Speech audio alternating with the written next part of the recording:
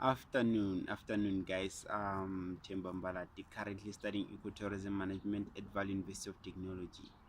So, I'm gonna outline two things that will encourage you to apply for HPW.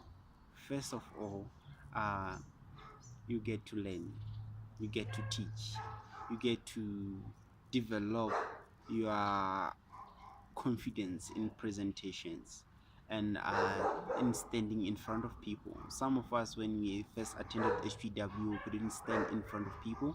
We were too shy to present, but thanks to access now we are able to present with confidence. The second one is that you get to meet people who are in your field of study, who have experience and are willing to share their experience with you. So, guys, let's apply for HPW.